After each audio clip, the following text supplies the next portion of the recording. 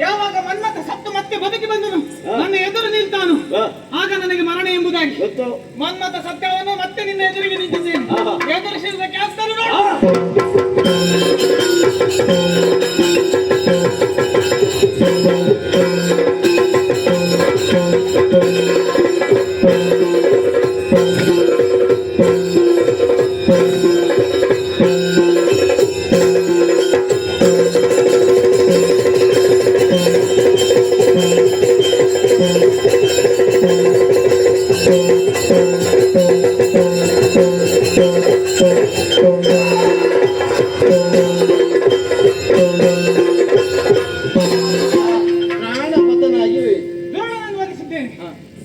ಹೋಗಬೇಕಲ್ಲ.